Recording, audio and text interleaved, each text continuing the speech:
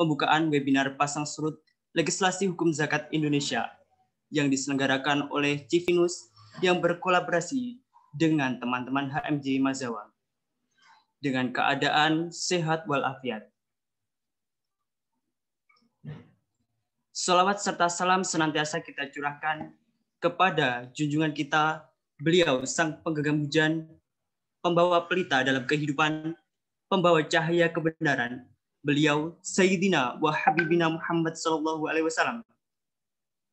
yang telah membawa umatnya dari zaman jahiliyah menuju zaman adilul Islamiyah.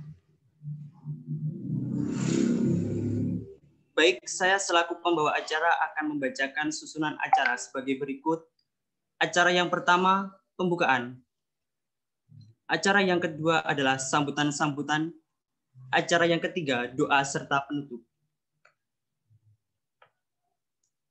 Hadirin sekalian, marilah kita buka acara pada pagi hari ini dengan bacaan Ummul Kitab. Dengan harapan semoga acara kita pada pagi hari ini berjalan dengan lancar. Liridolillahi babi syafaati Rasulillah. Al-Fatihah.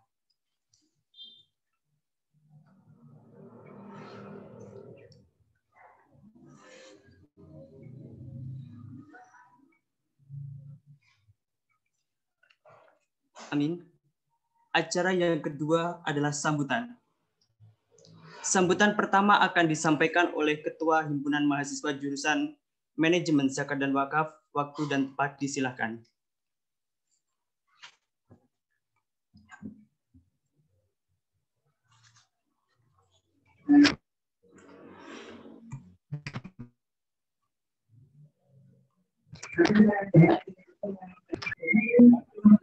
Ya, terima kasih sebelumnya. Assalamualaikum warahmatullahi wabarakatuh.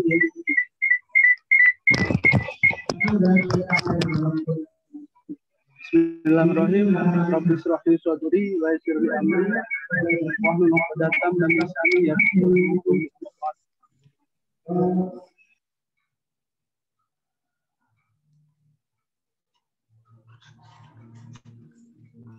Bismillahirrahmanirrahim. Assalamualaikum warahmatullahi wabarakatuh. Rabbi shrah li sadri wa yassir li amri wahlul 'uqdatam min lisani yafqahu qawli. Amma ba'd. Yang terhormat Profesor Dr. Haji Maftukin MAG selaku Rektor Yayasan Tulungagung, yang kami hormati Dr. Haji Deden Rohman MAG selaku Dekan Fakultas Ekonomi dan Bisnis Islam, yang kami hormati Ibu Diah Pravitasari SE MSA selaku Ketua Jurusan Manajemen Zakat dan Wakaf Yayasan Tulungagung, yang kami hormati Ibu Arifah Milati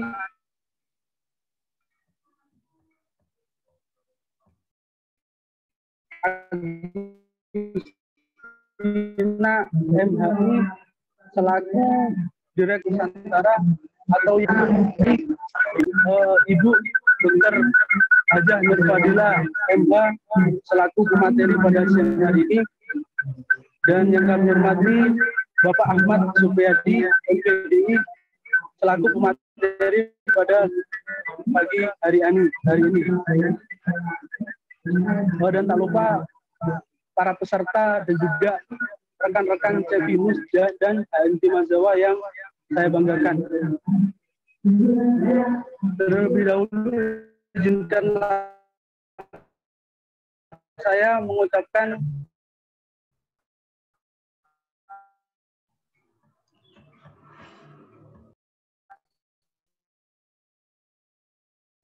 rasa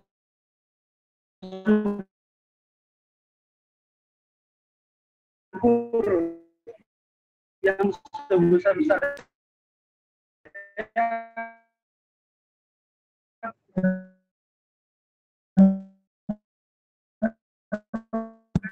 atas segala nikmat, rahmat, taufik dan inayahnya Pada kesempatan kali ini, salawat serta salam semoga tetap tercurahkan antar agama. Tentunya puji yang diusung pasang surut legislasi hukum zakat di Indonesia.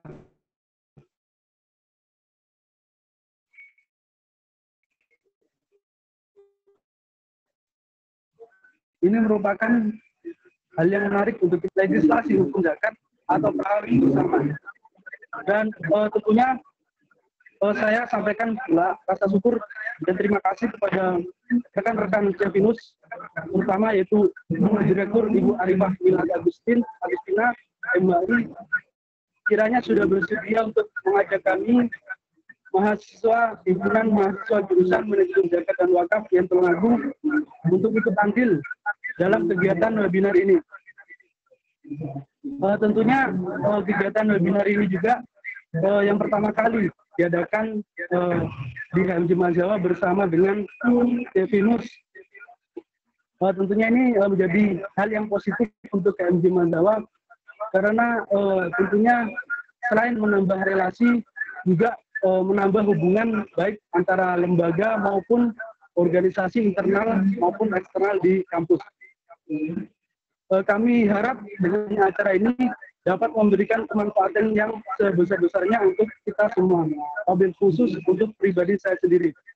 Saya mewakili rekan-rekan HMJ Mazawa mengucapkan terima kasih dan juga permohonan maaf apabila ada salah kata maupun perbuatan. Akhiru qauli hadza, wassalamualaikum warahmatullahi wabarakatuh.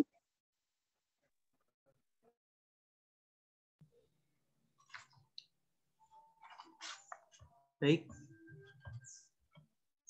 terima kasih disampaikan. Sambutan kedua akan disampaikan oleh Direktur Cevinus kepada yang terhormat Ibu Arifah Milati Agustina MHI. Kami silakan. Assalamualaikum warahmatullahi wabarakatuh. Alhamdulillahirabbil alamin, nahmaduhu wa nasta'inuhu wa nastaghfiruh wa na'udzu billahi min syururi anfusina wa min sayyiati a'malina. May yahdihillahu fala mudhillalah wa la yudlilhu fala hadiyalah, amma ba'du.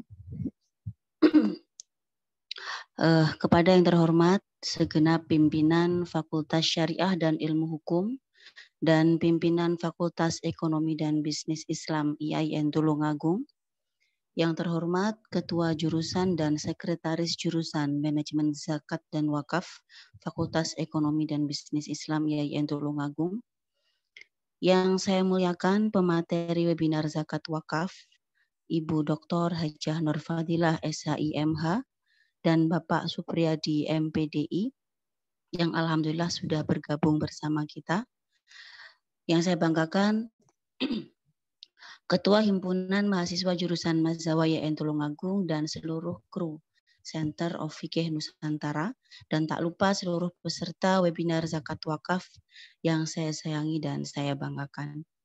Pertama-tama marilah kita ekspresikan rasa syukur kita kepada Allah Subhanahu wa taala, di mana pada pagi hari ini kita tetap diberikan maunah berupa kesehatan dan kesiapan diri untuk bergabung dalam acara yang insya Allah ya insightful dan sangat menggugah wawasan kita bersama dalam acara webinar Zakat Wakaf kolaborasi HMJ Mazawa IAIN Tulungagung dan Pusat Studi Fikih Nusantara. Kedua kalinya sholawat ma'assalam marilah kita haturkan kepada Nabi kita, idola kita bersama yang kita harapkan syafaatnya, Nabiullah Muhammad biqaulina Allahumma sholli ala sayyidina Muhammad. Baiklah para jamaah Zumiyun dan Zumiyat yang berbahagia, pada pagi hari ini tepat tanggal 24 Oktober 2020 kita laksanakan bersama webinar kolaborasi HMJ Mazawa dan Center of Fikih Nusantara dengan tema pasang surut legislasi hukum zakat di Indonesia. Tema ini saya kira adalah pembahasan yang sangat menarik karena memperlihatkan geliat dan daya kritis masyarakat terhadap produk pemerintah berupa undang-undang saat ini mulai bertambah. Kita bisa memperhatikan ya pada bulan-bulan terakhir ini di mana masyarakat kita reaktif sekali terhadap pengesahan Undang-Undang Omnibus Law yang beberapa waktu lalu ya dinilai pro dan kontra atas nasib masyarakat Indonesia. Nah, lantas bagaimana dengan undang-undang yang lain, terutama legislasi tentang zakat dan wakaf? Apakah di dalamnya juga ada pasang surut atau kontroversi? Tentu saja ada, karena undang-undang ini diproduksi dan dibentuk ya oleh Dewan Perwakilan Rakyat kita yang merupakan lembaga tinggi negara, dan di dalamnya terdiri dari berbagai macam perwakilan dari partai politik yang tentu memiliki tujuan dan latar belakang yang berbeda.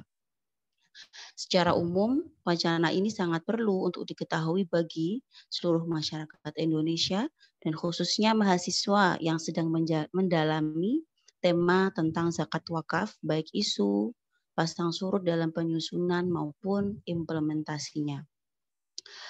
Tak lupa saya juga berterima kasih yang sebesar-besarnya kepada seluruh kru webinar pada pagi hari ini, baik dari HMJ Mazawa maupun anak-anak saya dari Center of Fikih Nusantara, karena atas kegigihan kalianlah acara pada pagi hari ini telah terselenggara. Semoga webinar kita pada pagi ini berjalan lancar dan dapat diterima dengan baik dan memberikan wawasan baru tentang filantropi Islam. Baiklah, untuk mempersingkat waktu dan tentunya seluruh jamaah Zumiyun dan Zumiyat sudah tidak sabar untuk mendapatkan informasi yang menyegarkan pada pagi hari ini dari pemateri-pemateri kita yang sangat luar biasa. Jadi perlu diketahui bahwa Bu Dr. Nur Fadilah ini risetnya memang dari S1 sampai beliau disertasi di Universitas Gadjah Mada, beliau mendalami tentang zakat dan wakaf. Dan pemateri kedua yaitu Bapak Supriyadi, selain sebagai wakil dari UPZIN Tulungagung, beliau sudah sekitar 10 tahun ya berjibaku di Basnas Tulungagung, mulai dari pemasukan dari muzaki itu mulai dari sangat rendah sampai menuju hingga miliaran rupiah. Jadi nanti kita bisa bertanya bersama tentang pengalaman beliau dalam hal riset ataupun dalam hal bagaimana aplikasi atau pengalaman beliau selama berjibaku dalam hal zakat dan wakaf.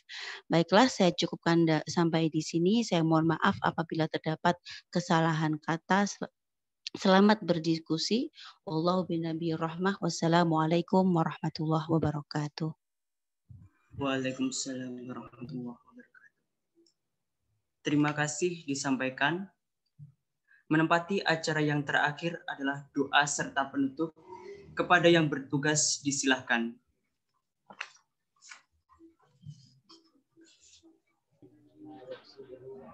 Assalamualaikum warahmatullahi wabarakatuh. Sallallahu ala sayyidina Muhammad wa ala alihi wa sahbihi wa baraka wa sallam. Alhamdulillahi rabbil alamin. Rabbana taqabbal minna innaka as-sami'ul alim wa tub 'alaina ya maulana innaka antat tawwabur rahim. Rabbi ighfir li wa li walidayya wa lil mu'minina yawma yaqumul hisab. Rabbi awzi'ni an ashkura ni'mataka allati an'amta 'alayya wa 'ala walidayya wa an a'mala salihan tardah wa aslih li fi dhurriyyati inni tubtu ilayka wa inni minal muslimin. Rabbi awzi'ni an ashkura ni'mataka allati an'amta 'alayya wa 'ala walidayya wa an a'mala salihan tardah wa aslih li fi dhurriyyati inni tubtu ilayka wa inni minal muslimin. Rabbana zalamna anfusana wa illam taghfir lana wa tarhamna lanakunanna minal khasirin. Rabbana la tuzigh qulubana ba'da idh hadaytana wa hab lana min ladunka rahmah innaka antal wahhab. Rabbana innaka jami'un nas yawmin la rayba fihi innallaha la yukhliful mi'ad.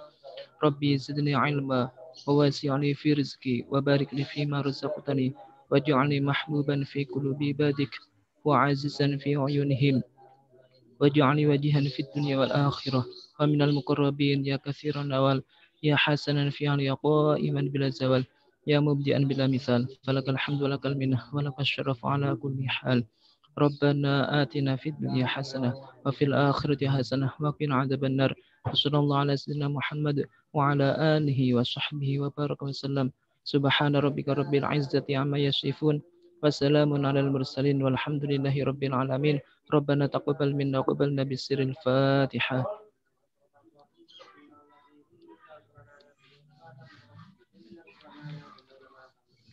Assalamualaikum warahmatullahi wabarakatuh.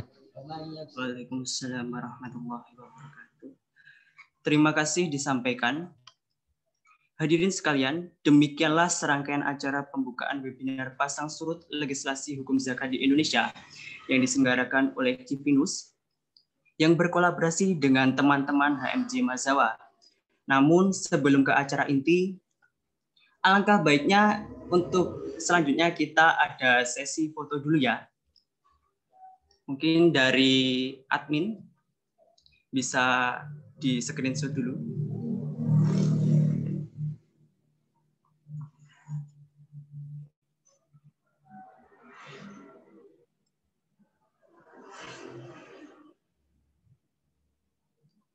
Sudah?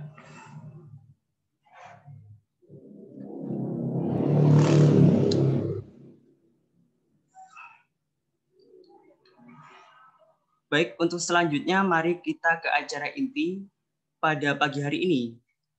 Namun sebelum itu saya akan membacakan kurikulum vitae dari pembicara kita pada hari ini. Yang pertama, beliau Dr. Haji Nur Fadilah MH, lahir di Malang pada tanggal 23 November 1980. Pendidikan S1 diselesaikan pada tahun 2002 di UIN Malang. Dan hingga sampai di STAIN Malang, jurusan Syariah.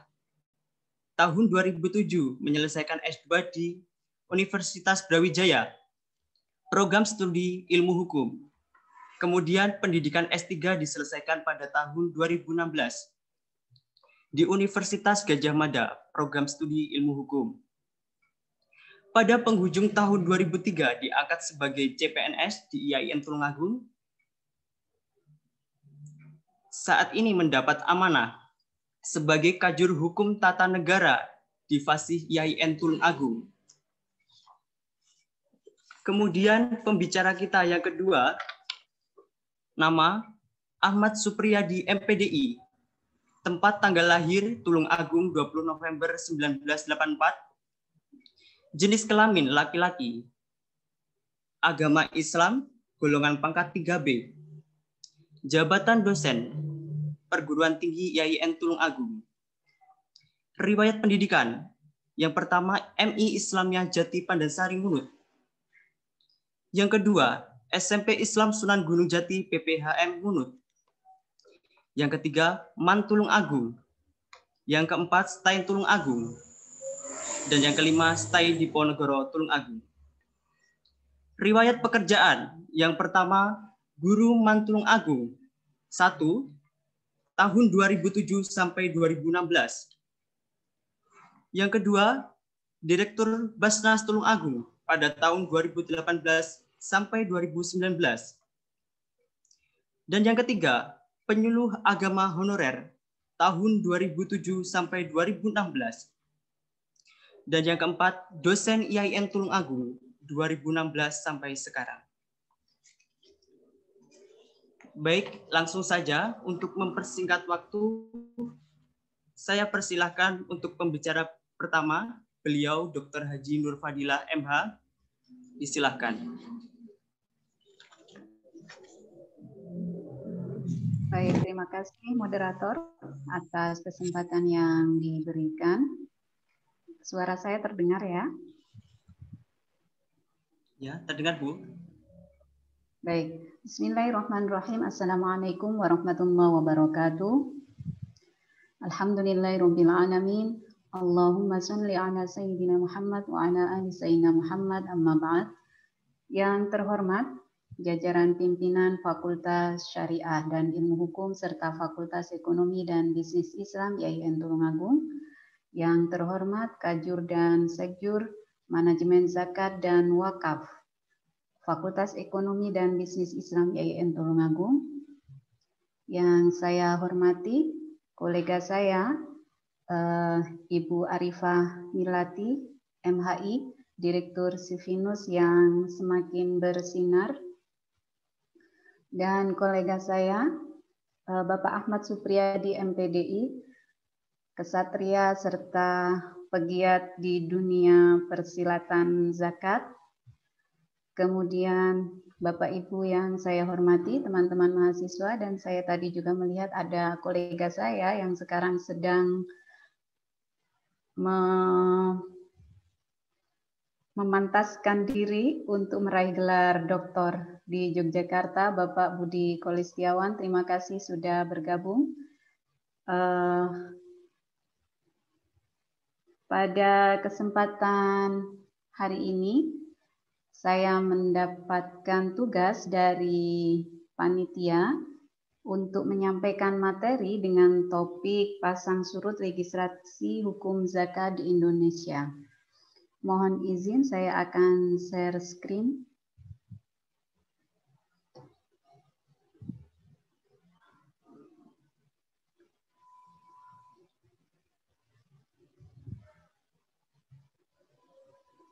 Baik, saya mengambil judul Hukum Zakat dari Masa ke Masa. Ada 4 hal yang akan saya sampaikan. Yang pertama, bagaimana hukum zakat di Indonesia pada periode sebelum kemerdekaan, kemudian periode setelah kemerdekaan, kemudian pada era reformasi, dan kemudian implementasi hukum zakat di Indonesia. Periode sebelum kemerdekaan. Ini adalah aturan tertulis yang sudah dibuat pada masa penjajahan Belanda.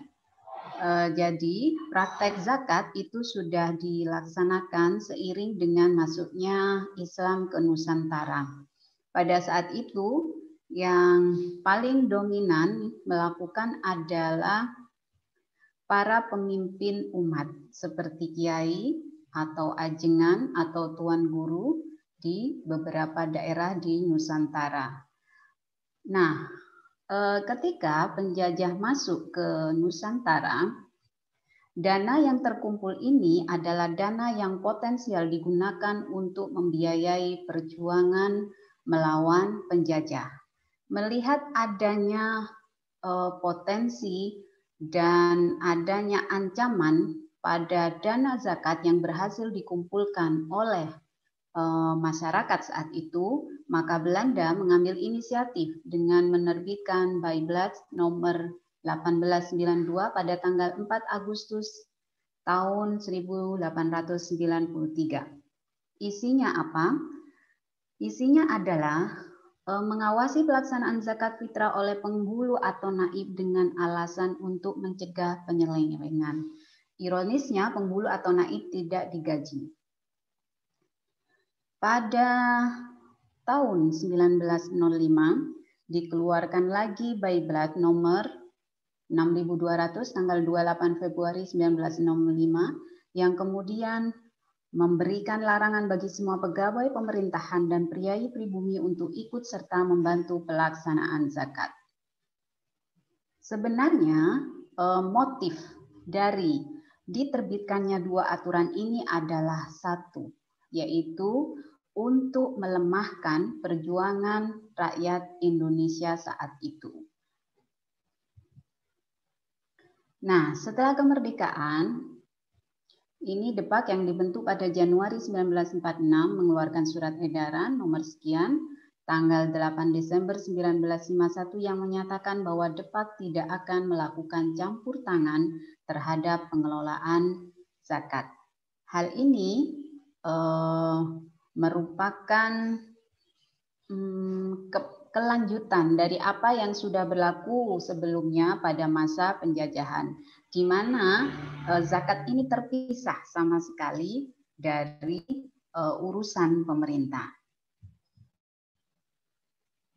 Nah, masa Orde Baru pada tahun 1968 dikeluarkan PMA nomor 4 garing Juli garing 1968 tentang pendirian BAS dan PMA nomor 5 Oktober 1968 tentang pendirian Baitul Mal di seluruh daerah yang bertanggung jawab terhadap pengelolaan zakat. PMA tahun 68 ini dianulir melalui PMA pada Januari 69 karena tidak mendapat dukungan Presiden Soeharto yang khawatir terhadap kebangkitan Islam politik. Bahkan pada Oktober 68 Soeharto mendeklarasikan dirinya sebagai amil zakat nasional personal dan mengundurkan diri pada November 1970 karena rendahnya respon masyarakat dalam membayar zakat melalui rekening Presiden. Langkah selanjutnya Presiden mendirikan Yayasan Amal Bakti Muslim Pancasila pada 1982 yang menarik dana sedekah bukan zakat dari PNS Muslim dengan cara memotong langsung gaji. Dana yang terkumpul digunakan untuk membangun masjid di berbagai daerah. Setelah Presiden Soeharto mundur sebagai amil zakat nasional, lembaga pengelola zakat bentukan pemerintah provinsi terus bermunculan. SKB Mendagri dan Menak tahun 91 ini diterbitkan berkaitan dengan pembinaan basis menjadi dasar legalitas pembentukan BAS di berbagai daerah. Ini adalah beberapa organisasi pengelola zakat pada masa Orde Baru. Ada beberapa provinsi yang kemudian sudah mendirikan BAS, kemudian ini yang berbasis BUMN, kemudian ini yang LAS yang dibentuk oleh masyarakat. Nah, melihat bagaimana kondisi di lapangan terkait dengan suburnya organisasi lembaga pengelola zakat yang bermunculan, maka diterbitkanlah Undang-Undang Nomor 38 Tahun 99 tentang pengelolaan zakat. Dalam undang-undang tersebut ditegaskan bahwa zakat dikelola oleh BAS. Dalam hal ini adalah Badan Amil Untuk PPT-nya masih belum terlihat. Belum terlihat? Iya. Sebentar. Kok belum ya? Ya.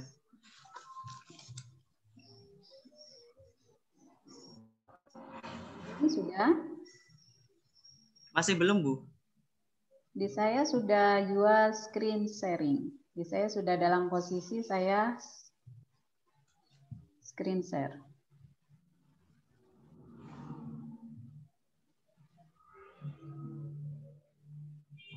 Bagaimana? Ya, masih belum juga, Bu. Ya. Atau saya kirim filenya dulu ya? Ya, ya, Bu. Ya, sebentar. Saya stop dulu. Ya, mungkin di chat aja, Bu. Oke. Oke.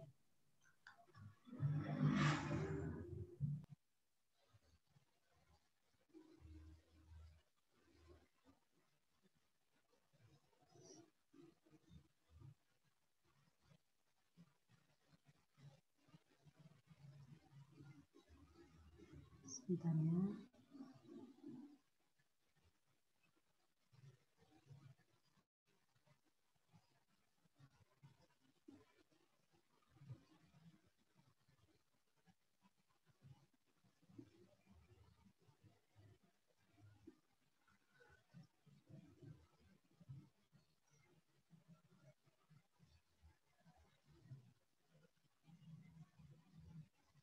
Kok tidak ada itu ya,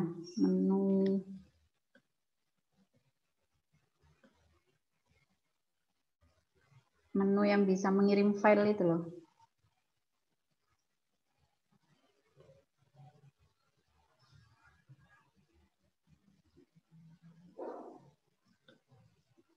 Bagaimana ini?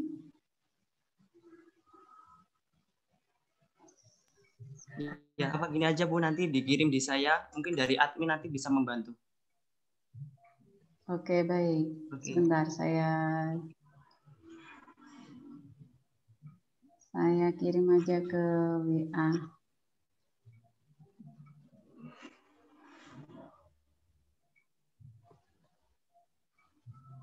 Sebentar.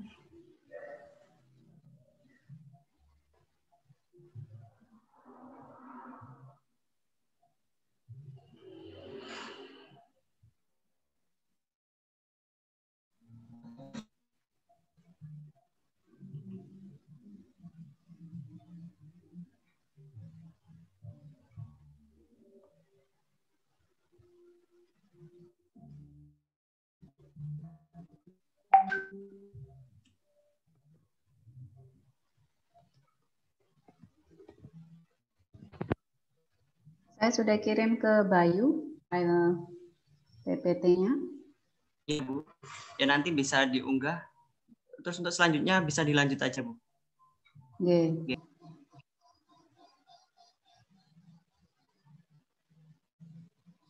Baik, saya lanjutkan.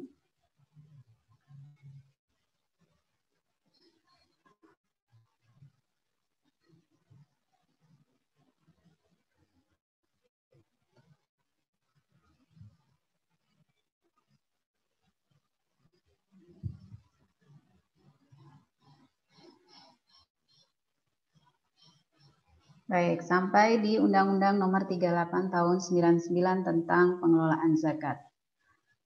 Dalam undang-undang ini ditegaskan bahwa zakat dikelola oleh dua jenis organisasi pengelola zakat, yaitu BAS yang dibentuk oleh pemerintah dan LAS yang dibentuk masyarakat.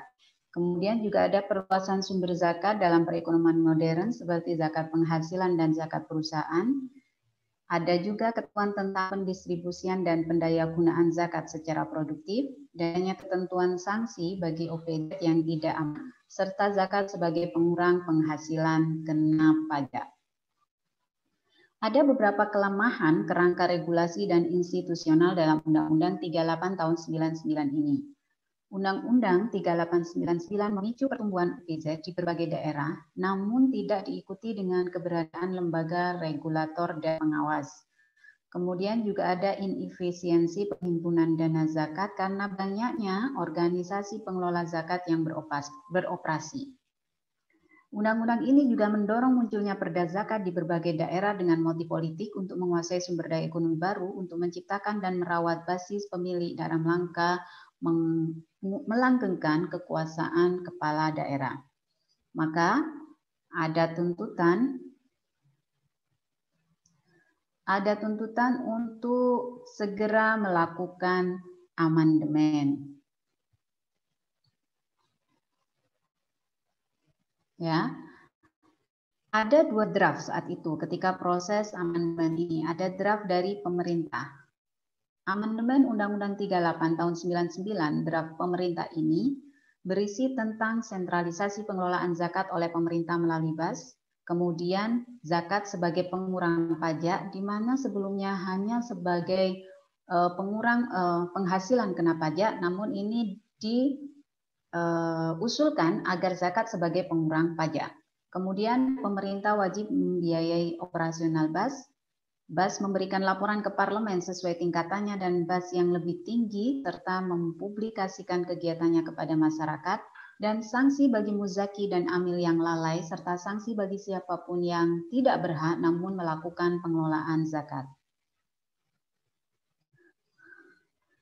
Ada beberapa catatan kritis terhadap draft pemerintah itu, setidaknya ada 3. Yang pertama tentang wacana sentralisasi zakat oleh pemerintah. Secara empiris dalam rentang sejarah pengelolaan zakat di Indonesia cenderung lemah. Karena pengelolaan zakat sejak awal kehadiran Islam hingga masa reformasi secara umum berada di tangan masyarakat sipil. Penunaian zakat adalah kesukarelaan berbasis keyakinan. Catatan kritis yang kedua adalah wacana sanksi bagi muzaki yang lalai dari sistem sukarela menjadi sistem wajib adalah lemah baik secara politis maupun ekonomi. Karena bagaimanapun negara Indonesia adalah negara Pancasila bukan negara Islam. Maka jika kemudian ada ketentuan tentang sanksi bagi muzaki itu sudah berkaitan dengan ibadah secara ritual. Catatan kritis yang ketiga adalah wacana zakat sebagai tax credit tidak realistis karena ketiadaan dukungan otoritas pajak. Bagaimana dengan draft dari DPR? Draft dari DPR ini mengusulkan pengelolaan zakat dilakukan oleh Badan Pengelola Zakat sebagai regulator dan LAS sebagai operator. Kemudian zakat menjadi pengurang pajak penghasilan. LAS memberikan laporan kepada Badan Pengelola Zakat sesuai tingkatannya. Badan Pengelola Zakat memberikan laporan ke BPZ yang lebih tinggi dan BPZ nasional memberikan laporan kepada Presiden.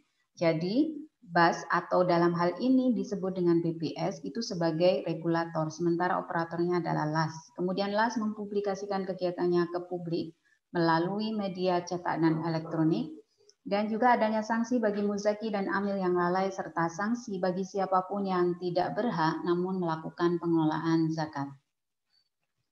Ada persaingan draft pemerintah dan DPR ini di parlemen. Pada 28 Maret 2011, DPR dan pemerintah menyepakati 2 draft RUU yang berseberangan untuk dibahas di DPR. Jadi dua-duanya akan dibahas. Namun di 24 September 2011, ini pembahasan selesai dibahas, namun di 27 Oktober 2011, rapat paripurna untuk pengesahan undang-undang namun diinterupsi oleh fraksi PKS dan PDIP karena substansi dan draft RUU versi DPR hilang seluruhnya. Jadi akhirnya yang disahkan itu yang draft pemerintah. Ini adalah buku saya tentang Undang-Undang Pengelolaan Zakat dan Kriminalisasi Amil Zakat. Studi kritis dapat Undang-Undang Pengelolaan Zakat nomor 23 tahun 2011 bisa diakses di repo. Kemudian Undang-Undang 3899 ini baru saja disahkan, tentunya sudah mengundang gejolak.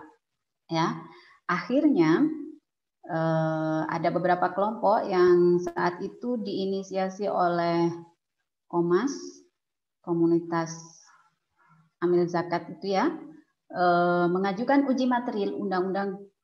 Oh maaf, ini uji material. Maaf.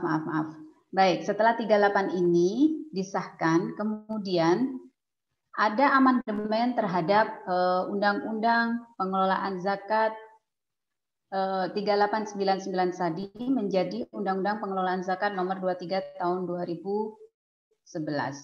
Tapi ternyata ada banyak hal yang kemudian jadi lubang dalam Undang-Undang Pengelolaan Zakat nomor 23 tahun 2011 itu. Ada beberapa hal, misalkan di Undang-Undang 38 yang sebelumnya menegaskan bahwa posisi BAS dan LAS itu adalah setara, kemudian di Undang-Undang nomor 23 tahun 2011 ini menjadi LAS itu hanya dalam posisi membantu BAS. Ada subordinasi di situ. Jadi yang menjadi superior adalah BAS, sementara LAS hanya membantu. Padahal dalam sejarahnya kemajuan pengelolaan zakat ini tidak lepas dari peran lembaga amil zakat bentukan masyarakat.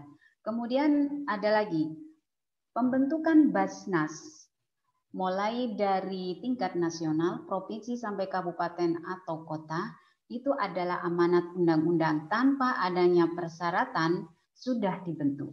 Namun itu berbeda bagi LAS karena LAS dibebani dengan persyaratan yang sangat ketat dan juga ada persyaratan tentang pertimbangan dari Basnas. Tentunya di sini akan menimbulkan konflik kepentingan karena sama-sama sebagai operator.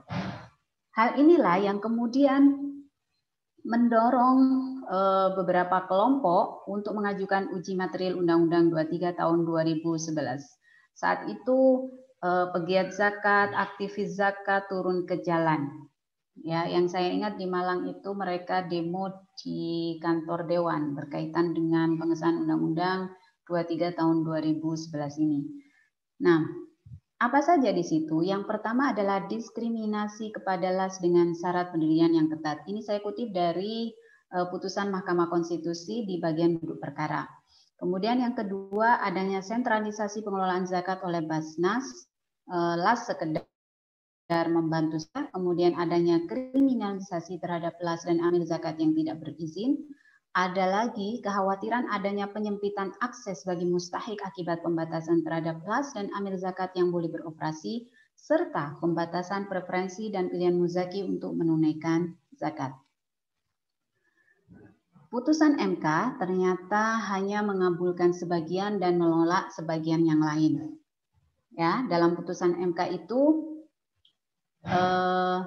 syarat pendirian LAS ya ditetapkan di situ bahwa yang sebelumnya harus berupa syarat kumulatif antara bentuk organisasi kemasyarakatan dan bentuk badan hukum itu menjadi kumulatif, maka menurut putusan MK ini menjadi alternatif ya, boleh salah satunya.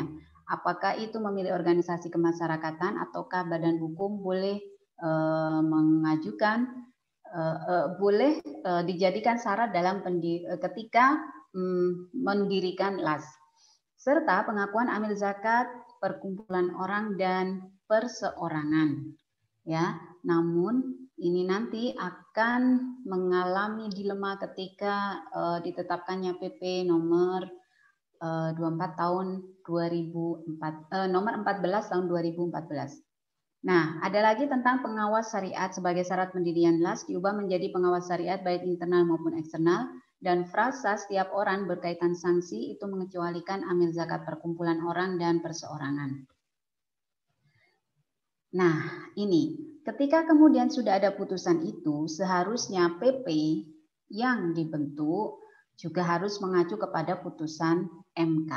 Sayangnya PP ini ternyata dalam penyusunannya menunjukkan inkonsistensi. Apa saja? Terkait dengan dominasi proses pemilihan anggota Basnas dari unsur masyarakat oleh pemerintah. Dalam pemilihan anggota Basnas memang ditetapkan ada pembagian unsur, yaitu dari masyarakat untuk anggotanya dan dari pemerintah. Namun ketika itu adalah proses pemilihan anggota Basnas dari unsur masyarakat tetap saja dilakukan oleh pemerintah. Kemudian penciptaan norma baru, UPZ Basnas dan pembatasan perwakilan LAS, ya sangat dibatasi pendirian perwakilan LAS ini. Kemudian yang tiga, pengabaian putusan MK berkaitan persyaratan pendirian LAS tadi. Saya contohkan adalah di pasal 57, 58 dan pasal 59 PP. Di pasal 57 itu ada alternatif memang, bahwa salah satu syaratnya adalah terdaftar sebagai organisasi kemasyarakatan Islam yang mengelola bidang pendidikan, dakwah, dan sosial atau lembaga berbadan hukum. Namun di pasal 59 ternyata bukan lagi atau, bukan lagi alternatif, tapi sudah kumulatif. Di bagian B surat keterangan terdaftar sebagai organisasi kemasyarakatan, di bagian C surat keputusan pengesahan sebagai badan hukum. Artinya dua surat itu harus disediakan oleh LAS yang akan memperoleh legalitas hukumnya. Parahnya lagi di pasal 59 tidak ada lagi frasa badan hukum, tapi semuanya adalah organisasi kemasyarakatan. Jadi PP ini memang inkonsisten dalam penyusunan klausul-klausulnya.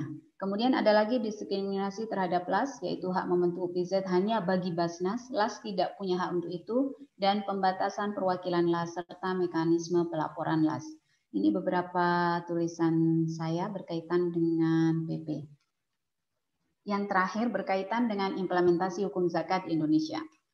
Untuk melihat bagaimana pelaksanaan hukum, itu menurut Lawrence M. Friedman ada tiga aspek yang saling berhubungan. Yang pertama legal substance atau substansi hukum, legal structure atau struktur hukum, dan legal culture atau kultur hukum. Dalam implementasi hukum zakat di Indonesia, substansi hukumnya itu ada beberapa yang kemudian mengalami inkonsistensi.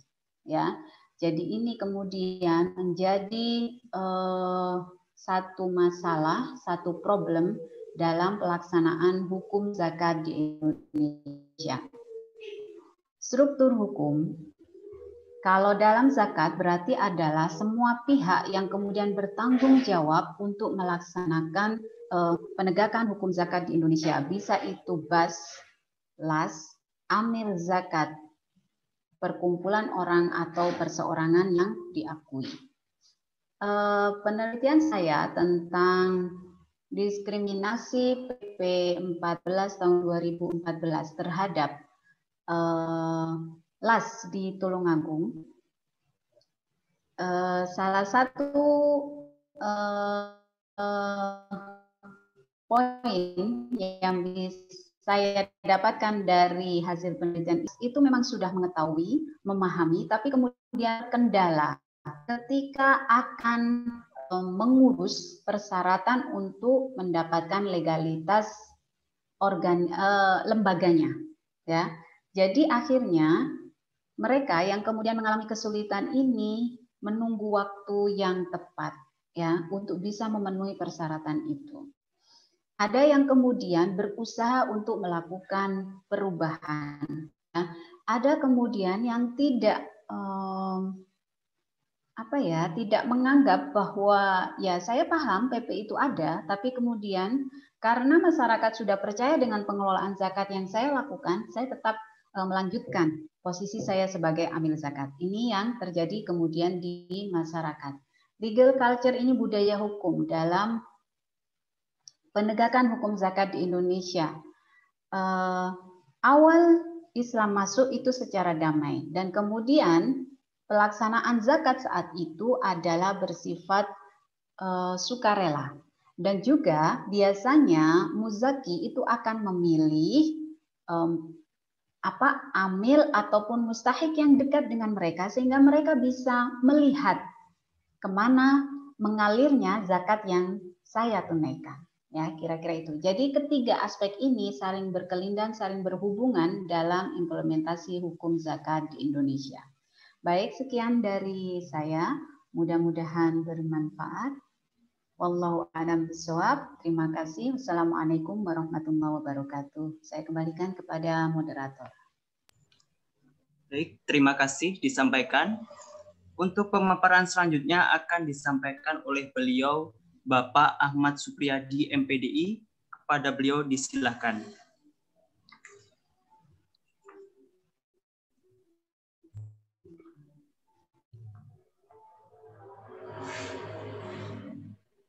Monggo Pak.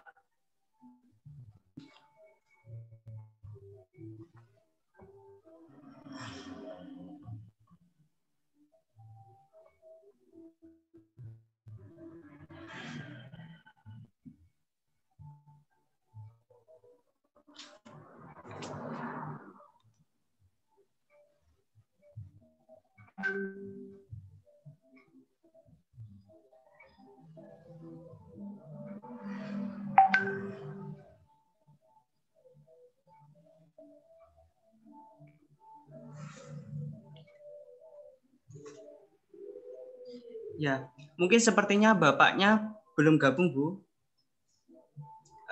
Apakah bisa untuk sesi tanya jawab lebih dahulu? Sudah bergabung. Monggo. Sudah. Sepertinya.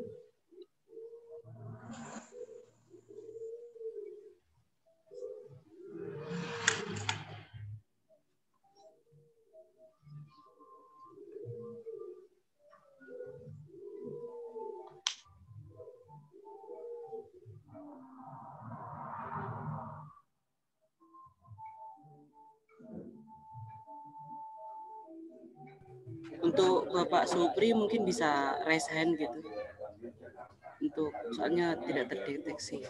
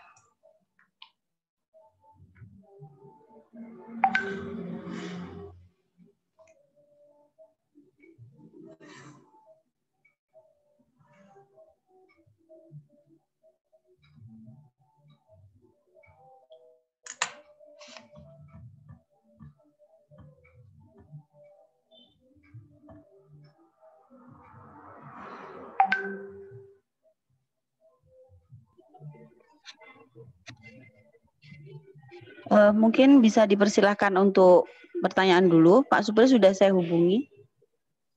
Baik, untuk selanjutnya mungkin dari teman-teman yang masih belum paham terkait pemaparan Bu Nur Fadilah bisa ditanyakan melalui chat atau secara langsung.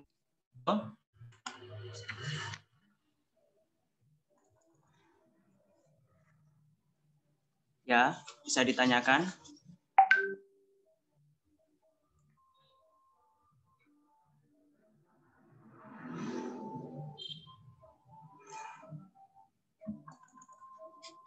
Ya, masih belum ada.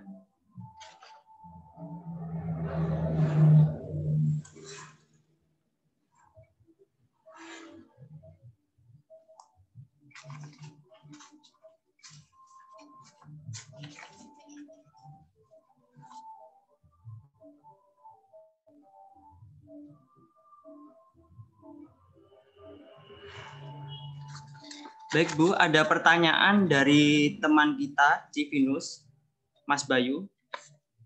Ini pertanyaannya, apakah butuh hukum atau undang-undang lagi untuk zakat yang baru diketang?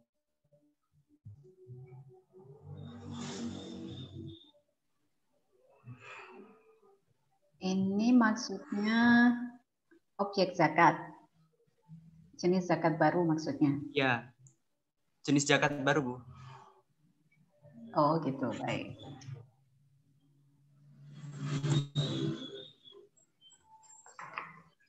Baik, berkaitan dengan objek zakat baru, menurut saya tidak perlu ada ketentuan hukum ataupun sampai undang-undang yang baru hanya untuk sekedar menentukan apakah satu objek tertentu termasuk sebagai objek zakat yang wajib ditunaikan zakatnya.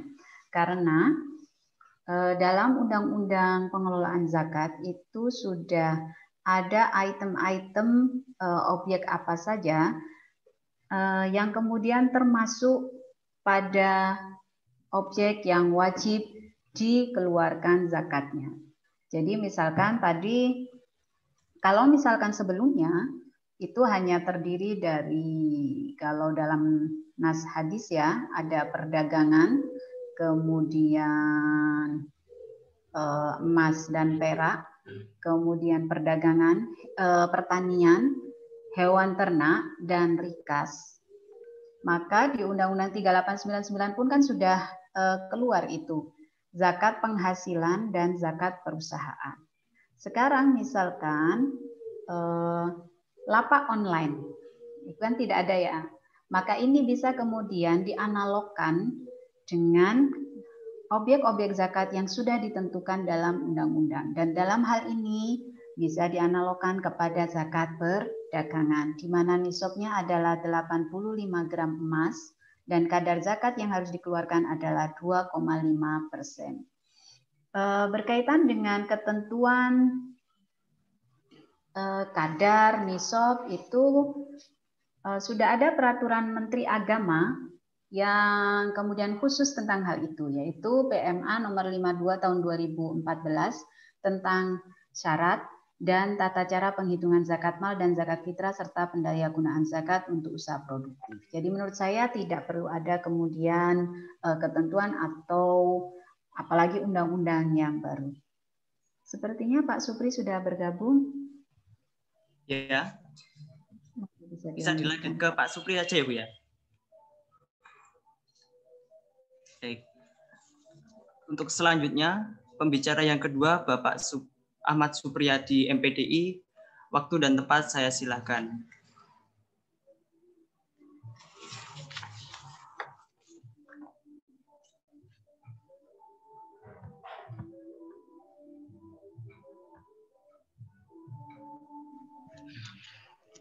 Ya.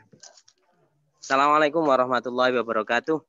Waalaikumsalam warahmatullahi wabarakatuh. Yang kami hormati Ibu Nur Fadilah selaku narasumber, yang saya hormati Direktur Civinus, yang saya hormati Bapak Rektor Institut Agama Islam Negeri Tulungagung, Bapak Dekan, dan seluruh peserta webinar FASI, HMJ FASI dan HMJ Mazawa dan HMJ mana ya Mas satunya Mas ya?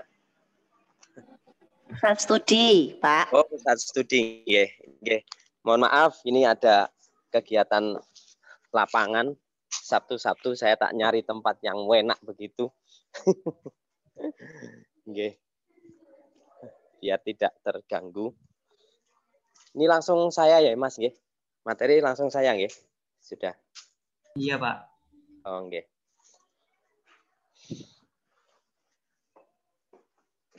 Baik, terima kasih para peserta webinar yang saya banggakan dan saya muliakan. Untuk tema hari ini saya kira cukup menarik sekali. Bagaimana berbicara tentang pasang surut legislasi undang-undang zakat. Sebagaimana kita ketahui bahwa untuk kesekian kalinya syariat Islam dalam hal ini zakat itu masuk ke wilayah formal. Artinya menjadi sesuatu yang diundangkan oleh negara. Dan walaupun menurut saya zakat ini sudah agak terlambat, mestinya sudah lebih dulu, sejak dulu, akan tetapi lebih baik terlambat daripada tidak. Tentu ini tidak lepas dari sejarah zakat di Indonesia, bahwa memang sebenarnya dana ini sangat potensial untuk meningkatkan kesejahteraan umat Islam. Kalau tadi Bu Nur Fadilah sudah berbicara tentang undang-undang zakat, terus kemudian sampai ke uji materi dan lain sebagainya, saya tak berbicara tentang bagaimana aplikasi undang-undang zakat ini di negara Indonesia. Baik sejak digugat di MK oleh Komnas Koalisi Masyarakat Zakat, terutama pasal 4, 5, dan 6, kalau tidak salah, terus kemudian ada pasal berapa begitu, maka zakat ini dulunya yang dikhawatirkan adalah salah satunya adanya kriminalisasi dari undang-undang ini terhadap para pelaku zakat, utamanya dari lembaga amil zakat. Karena di situ dijelaskan bahwa dalam pengelolaan, saya tidak hafal pasalnya, tetapi dalam pasal berapa itu disebutkan bahwa LAS, lembaga amil zakat, dapat fungsinya adalah sebagai pembantu dalam rangka pengelolaan zakat. Memang kalau dilihat dari sejarahnya, zakat ini sudah lebih dulu dikelola oleh masyarakat. Karena sejak era sebelum kemerdekaan ataupun pada era kolonial Belanda, memang zakat ini dibatasi oleh Belanda untuk dikelola secara institusional. Maka kemudian yang terjadi adalah zakat ini dikelola oleh masyarakat secara mandiri. Akan tetapi sejak era reformasi, kemudian undang-undang ini masuk ke lembar negara dan secara langsung ditangani oleh negara melalui satu badan, yaitu Badan Amil Zakat pada waktu itu, Undang-Undang 3899. Kemudian di undang-undang selanjutnya terjadi amandemen, yaitu Undang-Undang 23 tahun 2011 yang kemudian digugat oleh para LAS, lembaga amil zakat, karena merasa dirugikan terhadap kelahiran undang-undang ini atau terhadap amandemen dari undang-undang ini. Akhirnya kemudian di MK, masuk ke MK, dan 2013 akhir itu efektif, kemudian keputusan itu keluar, dan di situ ada dua pengelola, yaitu negara, dalam hal ini Basnas, dan kemudian dibantu oleh lembaga amil zakat. Terus bagaimana setelah undang-undang ini kemudian diundangkan sekian tahun, katakanlah misalnya setelah 2013 sampai 2020 ini, saya kira kalau kita melihat bahwa perkembangan zakat saat ini tentu sangat luar biasa. Undang-Undang 3899 tidak begitu mengatur bagaimana tentang posisi zakat dan arah kebijakan zakat itu. Tetapi di Undang-Undang 23 2011 ini sangat jelas. Para pelaku zakat, utamanya Basnas dan lain sebagainya, ini sangat, menurut saya sangat nyaman dengan undang-undang ini, sangat nyaman. Karena apa? Di situ semuanya diatur jelas. Basnas selaku regulator, terus kemudian juga operator melaksanakan tugasnya dengan baik. Terbukti dulu zakat yang tidak terkelola dengan baik, hari ini mulai perlahan menunjukkan taringnya. Hari ini sudah kita ada di angka 10 triliun. Walaupun ini masih jauh dari potensi yang kita miliki. Menurut Basnas adalah 283 triliun pada tahun 2019, tetapi sudah ada peningkatan yang sangat luar biasa. Dan hari ini terjadi sinergi yang luar biasa juga antara Basnas dengan LAS. Kita artinya tidak pernah, mohon maaf, terjadi selama ini kasus yang begitu mencolok tentang bagaimana pengelolaan zakat di Indonesia. Dulu yang dituduhkan misalnya oleh para penggugat undang-undang ini, bahwa kemudian LAS dimarginalkan, alhamdulillah tidak terbukti. LAS hari ini bisa dengan leluasa beroperasi sebagaimana biasa. Cuman memang ada sentralisasi laporan yaitu di Basnas selaku lembaga negara yang dipercaya untuk mengelola zakat di Indonesia. Tetapi sangat tidak ada bahasanya, mohon maaf, tidak ada bahasanya kompetisi yang kemudian sampai meruncing. Menurut saya tidak ada. Basnas beroperasi sebagaimana, LAS juga beroperasi sebagaimana biasa. Nah ini tentu, dan kriminalisasi itu juga tidak terbukti. Artinya justru negara hari ini bagaimana Basnas dan LAS ini mencoba untuk memberikan payung hukum kepada masyarakat-masyarakat yang ada di bawah, yang mereka biasanya mengelola zakat, kemudian belum berizin, kemudian kita berikan izin melalui pembentukan UPZ misalnya. Istilahnya di Basnas adalah unit pengelola zakat. Ada yang di LAS itu JPIZ, jaring istilahnya JPIZ kalau di LAS ini kalau tidak salah JPZIS. Jadi semacam jaringan mereka yang ada di bawah, misalnya di pesantren, di sekolah, di masjid dan lain sebagainya. Tentu ini arah kebijakan yang sangat tepat menurut saya, sangat tepat sekali. Bagaimana kemudian zakat ini bisa dikelola secara profesional. Kalau dulu sebelum Undang-Undang 23 tahun 2011, siapa yang mengelola tidak jelas, kemudian laporannya berapa juga tidak jelas. Tapi sekarang sudah jelas. Saya tarik misalnya ke Tulungagung. Ke Tulungagung ini dulu sebelum Undang-Undang 23 tahun 2011, pemasukan kita hanya ada di angka puluhan juta. Tapi hari ini dengan kekuatan Undang-Undang 23 tahun 2011, kita sudah mencapai angka sekitar 5 miliar. Tentu kalau ini nanti, hari ini kita sedang berusaha dan mencoba bagaimana memperkuat posisi undang-undang ini di posisi lokal. Hari ini kita sedang mencoba untuk membentuk atau menerbitkan Pergub, peraturan Bupati tentang fasilitasi pelaksanaan zakat infak sedekah di kalangan PNS. Nah inilah yang seharusnya harus dilakukan oleh kepala daerah yang ada di Indonesia. Survei membuktikan, data yang kami peroleh, bahwa setiap lembaga zakat ataupun misalnya Basnas yang di situ di-backup penuh oleh kepala daerah, bupati, wali kota maupun gubernur dengan peraturan bupati ataupun dengan perda, dan hasilnya juga sangat signifikan. Ada kenaikan yang sangat luar biasa. Saya pernah studi banding ke Bekasi. Bekasi sebelum adanya peraturan bupati, sebelum adanya perda, itu hanya sekitar angka miliaran. Tapi setelah kemudian ada fasilitasi melalui perda itu, kemudian zakat bisa ditunaikan secara langsung, artinya dipotong secara langsung melalui surat pernyataan yang dibuat secara sadar, kemudian tidak ada paksaan, angkanya sangat fantastis sekali, sudah naik 4-5 kali lipat. Kalau dulu di angka sebelum adanya perda itu 5 miliar, kemudian menjadi 25 miliar. Tentu ini sangat efektif, sangat luar biasa. Nah, yang harus dilakukan hari ini memang kita memperkuat posisi ini. Memperkuat posisi undang-undang ini bagaimana? Misalnya di kampus saja, dulu tidak ada pengelolaan zakat. Kita di IAIN sekarang dengan adanya undang-undang ini juga ada UPZ, unit pengelola zakat, yang itu menangani zakatnya para PNS, karyawan yang ada di IAIN Tulungagung. Jadi saya kira, menurut saya, kalau misalnya ini menimbulkan semacam diskriminasi dan lain sebagainya, ya memang keputusan dari undang-undang zakat kita dikelola oleh dua sisi, satu negara, yang kedua adalah peran serta masyarakat. Tetapi sangat tidak menghilangkan peran serta masyarakat. Saya melihat dari kawan-kawan LAS juga berbuat sebagaimana biasa. Kita lihat misalnya di Lazisnu juga mereka hari ini mulai terbangun. Artinya mulai terbangun, mereka juga serius menangani ini. Lazisnu juga peningkatannya dengan program Koin NU di daerah-daerah juga sangat luar biasa. Demikian juga dengan kawan-kawan yang ada di Lazis Muhammadiyah, kemudian di Yatim Mandiri, BMH, Baitul Mal Hidayatullah, mereka juga berlomba-lomba. Dan sampai hari ini alhamdulillah belum ada gesekan, karena semuanya mempunyai pangsa pasar sendiri-sendiri. Pangsa pasar sendiri-sendiri. Misalnya di Lazisnu itu menyasar para dai-dai, kemudian warga Nahdien, di Lazismu juga demikian. Di Basnas menyasar para PNS dan lain sebagainya. Nah, kemudian yang harus terjadi di ini semua adalah sinergi menurut saya. Sinergi antara pengelola antar lembaga pengelola zakat ini yang terbaik misalnya.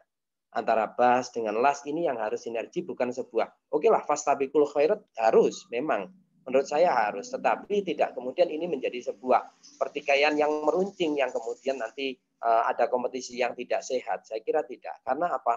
Lahan untuk kita melakukan zakat ini sangat luas sekali. Sangat luas sekali dengan al-amwal az-zakawiyah yang sebanyak itu. Misalnya ada zakat profesi aja lah, kita sudah berbicara zakat profesi. Ada akuntan, ada PNS, ada dokter, ada kontraktor dan lain sebagainya. Ini banyak sekali. Kalau kemudian kita terlalu meributkan ini, ya kalau memang undang-undang ini kurang sempurna, iya. Saya mencermati ada beberapa kelemahan, misalnya dari sistem misalnya dari sistem seleksi pimpinan yang mungkin masih kurang ketat menurut kami. Misalnya kalau memang harus diamandemen ditambahkan semua yang menjadi calon pimpinan Basnas atau mereka yang menduduki posisi Basnas harus tersertifikasi AMIL misalnya. Nah, ini untuk menjamin bahwa kompetensi mereka ketika mengelola zakat itu juga sesuai dengan standar yang diharapkan oleh negara. Saya kira itu yang menurut saya sangat penting. Kalau memang kurang, iya. Kurang sempurna, iya. Nah, tetapi kalau kita berbicara zakat, kemudian diwajibkan oleh negara, saya kira tidak bisa. Karena pelaksanaan syariat Islam di Indonesia itu tidak pernah ada kewajiban atau pemaksaan dari penguasa. Artinya inilah yang kemudian yang harus menjadi istilahnya semacam kreativitas dan inovasi dari para pengelola lembaga zakat. Ini bagaimana mereka dengan program-program yang ditawarkan itu mampu menarik minat setiap orang Muslim yang mereka kaya, kemudian sudah sampai nisab dan haulnya itu untuk menunaikan zakat. Saya kira itu yang menurut saya menjadi penting. Undang-undang ini sudah sangat luar biasa. Basnas sudah berperan juga sangat luar biasa. Basnas Pusat terus menerbitkan peraturan Basnas yang mengatur tentang regulasi atau menerjemahkan regulasi dari undang-undang ini. Kalau dulu pengawasan tidak ketat misalnya di beberapa pasal, tidak begitu jelas siapa yang mengawasi Basnas ini dan lain sebagainya. LAS bahkan siapa yang mengaudit. Sekarang sudah sangat jelas. Misalnya di Basnas ada audit syariah. Dalam hal syariah yang mengaudit adalah misalnya dari lembaga negara yang membidangi tentang keagamaan. Dalam hal ini Kementerian Agama. Kalau dalam bidang manajemennya, maka itu yang melakukan audit adalah kantor akuntan publik. Yang kedua juga jelas. Setelah terbitnya undang-undang kemudian diikuti dengan PP, menjadi semuanya jelas. Di situ misalnya Basnas dibiayai oleh APBN atau APBD, termasuk perkantoran dan lain sebagainya. Kalau dulu juga tidak jelas berapa honor dan gajinya para pimpinan. Sekarang jelas, mereka adalah orang-orang yang profesional. Setiap hari ngantor berpikir tentang zakat, bagaimana memajukan zakat itu dan lain sebagainya. Saya kira ini yang paling penting bagi mahasiswa. Bagi mahasiswa itu menurut saya undang-undang ini memang ada kelemahan, tetapi untuk saat ini menurut saya dalam tahapan kita membangun sebuah fondasi perzakatan di Indonesia itu sudah sangat relevan. Dan insya Allah tidak ada diskriminasi. Kalau toh ada diskriminasi misalnya di Basnas dan LAS, kenapa LAS tidak bisa dibiayai oleh negara? Ya saya kira jelas, karena memang mereka bukan lembaga negara. Negara akan bertanggung jawab terhadap lembaga yang mereka bentuk. Ya Basnas pantaslah kalau kemudian mereka. Tetapi itu tidak menghilangkan aspek kemandirian LAS. Karena LAS sudah dari dulunya sudah sangat mandiri. Dan di undang-undang juga sudah jelas berapa yang dapat dikelola untuk operasional. Misalnya AMIL 12,5% atau 1/8 maksimal. Kemudian dari infak maksimal 20%. Saya kira ini peluang-peluang yang bisa dimanfaatkan untuk mengelola zakat itu secara profesional. Dan sekarang juga banyak sekali lembaga-lembaga amil zakat yang sudah sangat superior. Yatim duafa misalnya, dompet duafa, yatim mandiri. Kemudian itu mereka pemasukannya juga sangat luar biasa dan terus melakukan inovasi dan inovasi dan kreasi untuk terus melaksanakan untuk terus melakukan pengelolaan zakat itu secara profesional. Saya kira itu Mas yang dapat saya sampaikan. Mungkin ada yang perlu ditambahkan. Nanti saya ngikuti diskusinya saja.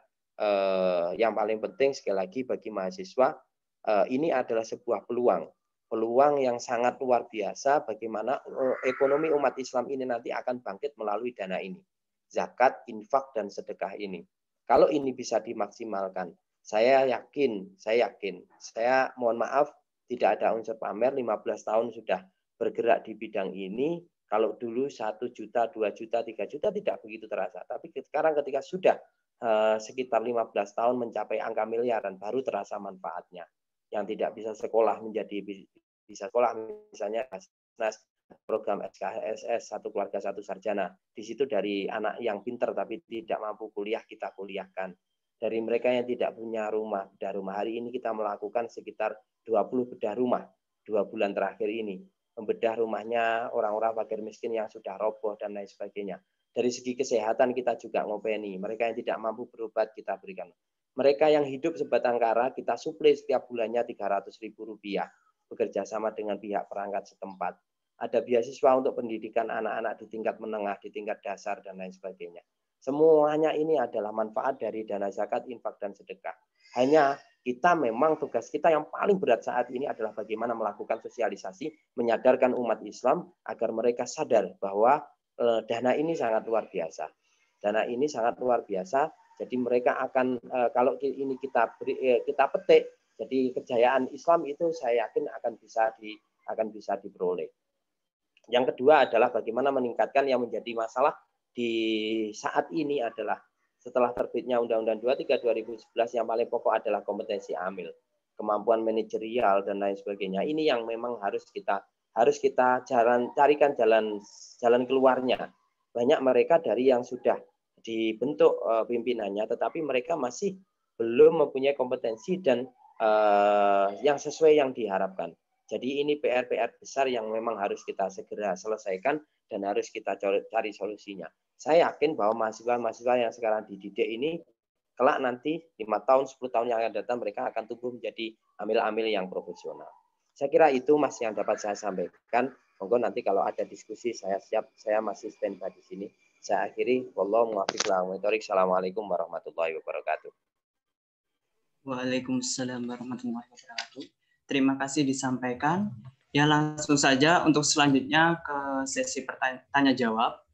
Untuk pertanyaan yang pertama tadi, ada tanggapan Bu dari Mas Wawan.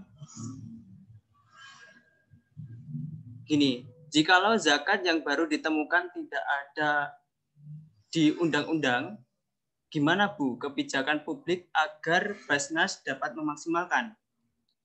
memaksimalkan zakat tersebut ke masyarakat yang seharusnya membayar zakat, semisal zakat pertanian di Indonesia maupun zakat laut. Itu Bu.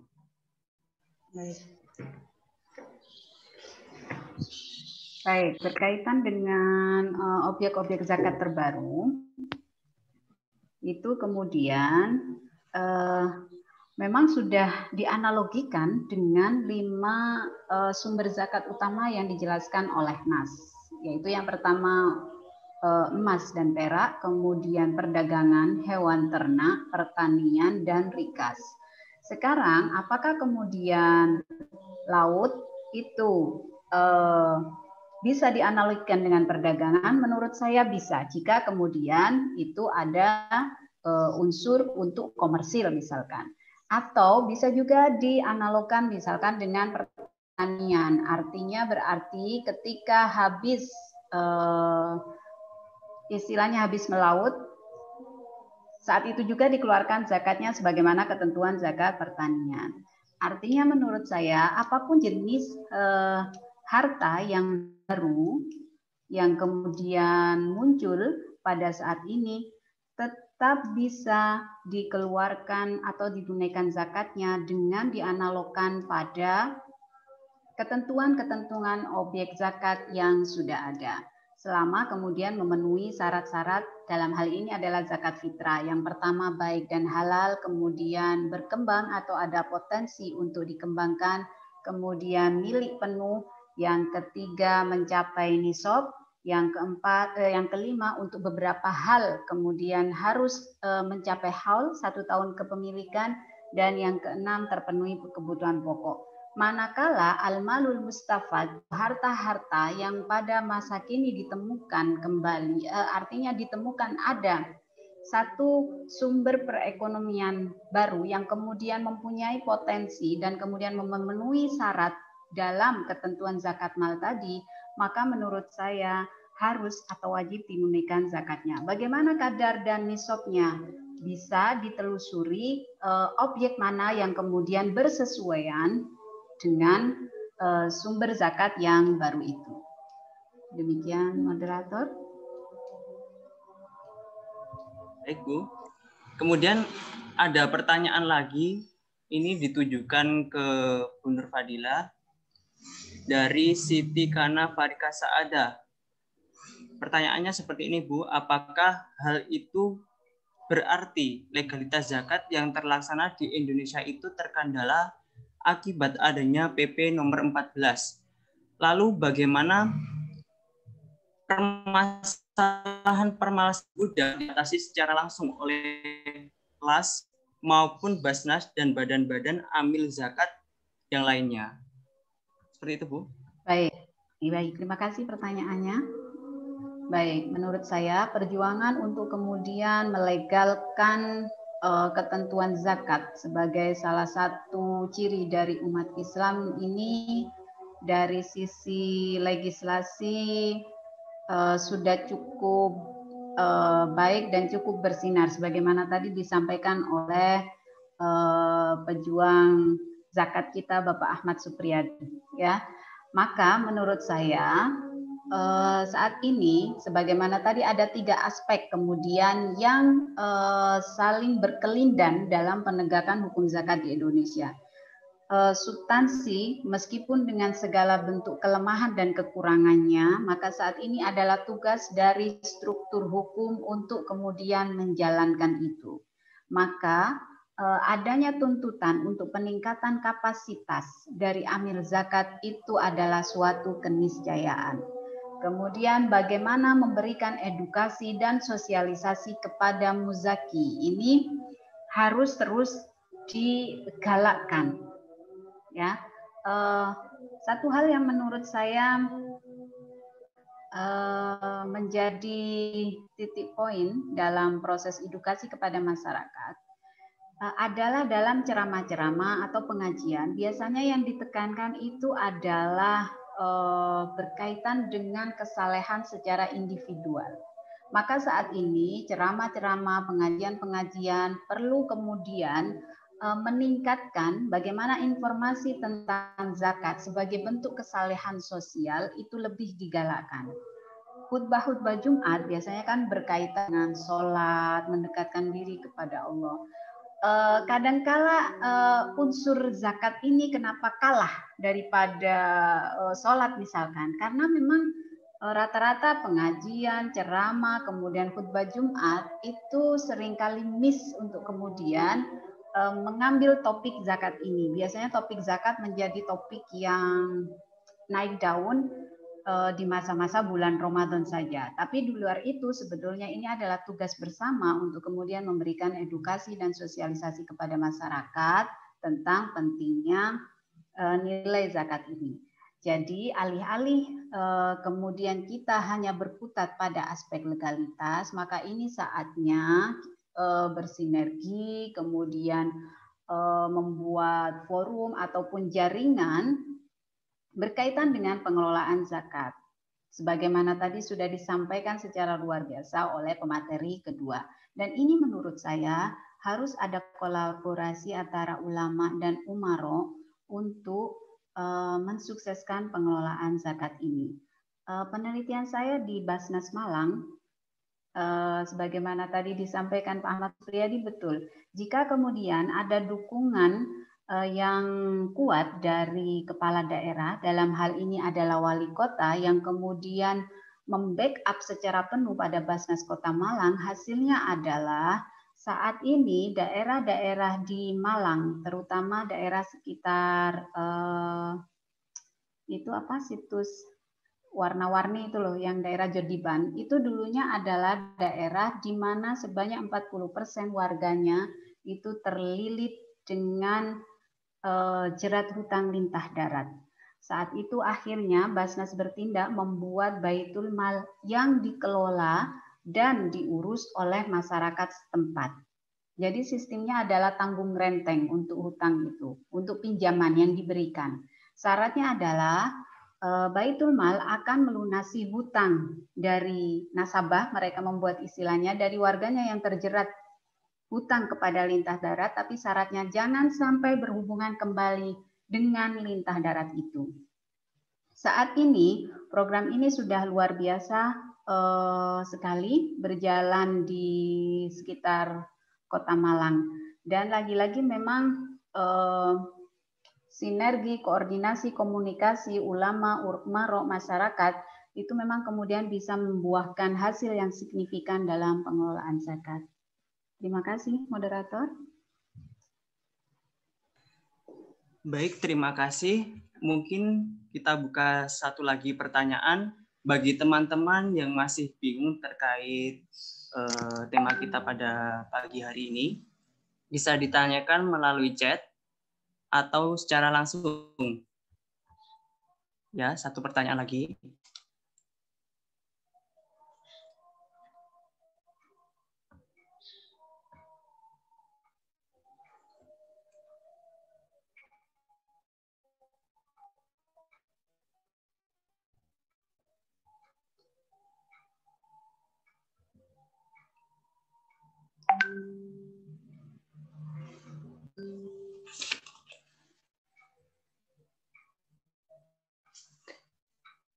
Baik, ada pertanyaan lagi, mungkin bisa dijawab oleh kedua pembicara kita. Pertanyaannya adalah, beberapa tahun terakhir banyak lembaga amil zakat menggunakan dana zakat untuk pembangunan masjid, musola, sekolah Islam tertentu. Setahu saya, dari 8 golongan yang berhak menerima zakat, tidak ada ketentuan seperti itu. Mohon penjelasannya. Ya, mungkin dari Bu Nur Fadila dulu atau Pak Supriyadi. Pak Supriyadi dulu, monggo. Ya, Pak Supriyadi. Oke, terima kasih, Bu Nur. Ini memang kita bermain di wilayah, kita masuk pada wilayah khilafiyah.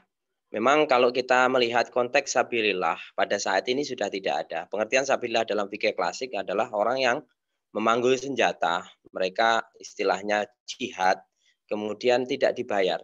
Maka kemudian dulu pada zaman Nabi mereka diambilkan dari dana ini. Tapi kalau kita melihat konteks sekarang, maka konteks ini sudah tidak ada. Karena semua negara sudah berbentuk nation state. Dan mereka sudah mengurusi negaranya masing-masing. Dan tidak ada lagi, hanya perang sudah tidak ada.